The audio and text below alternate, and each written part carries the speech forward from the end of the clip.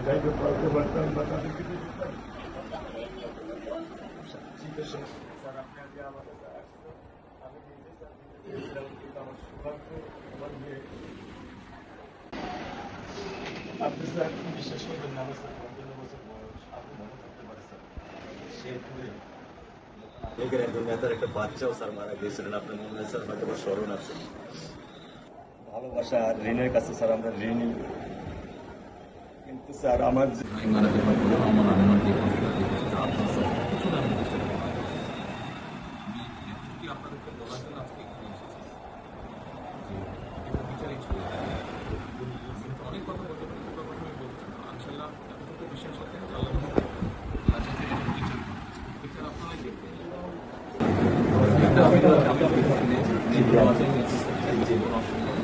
আর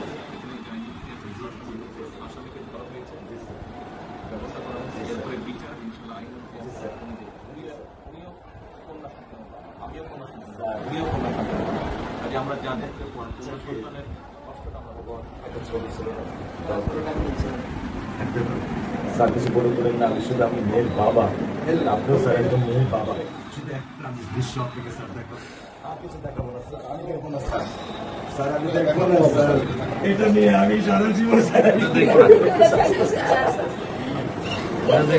আমি কি করে দেবেন স্যার, আমি এবার এই দৃশ্য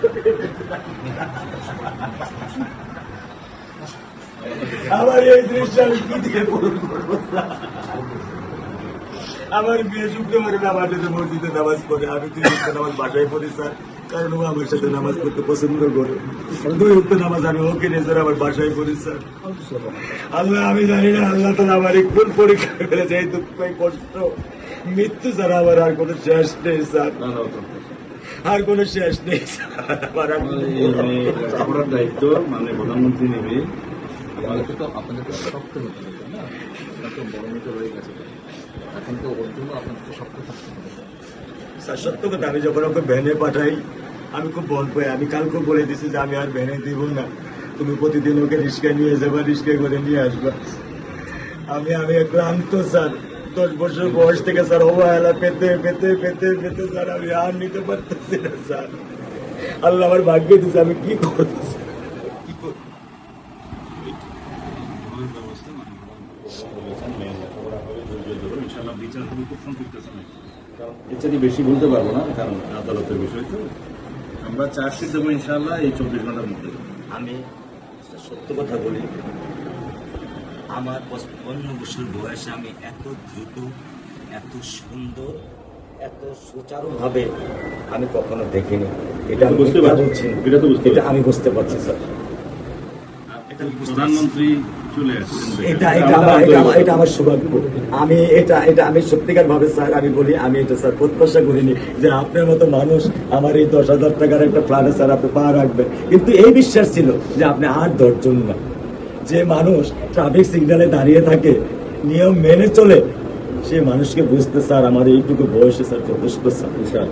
স্যার আপনি তো ধৈর্য ধরবেন, আমি ওকে কোনো নিয়ন্ত্রণ করতে পারতেছি না। আপনার সন্তানের এই অবস্থার জন্য যে দায়ী, তার বিচার ইনশাল্লাহ হবে, সেটা শীঘ্রই হবে। আর মালিক যে আল্লাহ তাআলা মালিক, ওনার কাছে সাহায্য, ওনার কাছে সাহায্য চান, আল্লাহ রহম করলেন সব কিছু দিতে। মানুষ হিসাবে আমাদের যেটা করার আমরা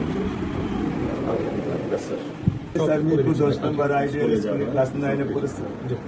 টোটাল ওগুলা নিয়ে চিন্তা করবেন না, ওগুলা ইনশাল্লাহ ব্যবস্থা। আপনি যেহেতু বলেছেন, আপনি আপনার কষ্টের কথা বলেছেন, সেই ব্যাপারে আমরা যেটা আমাদের পক্ষে সম্ভব আপনি কিছু বলবেন?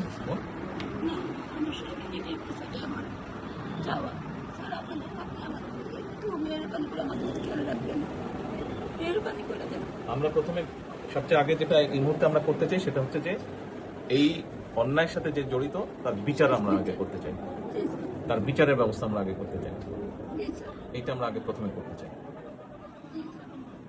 আপনাদেরকে শক্ত থাকতে হবে, ধৈর্য ধরতে হবে, ওর দিকে তাকে শক্ত থাকতে হবে।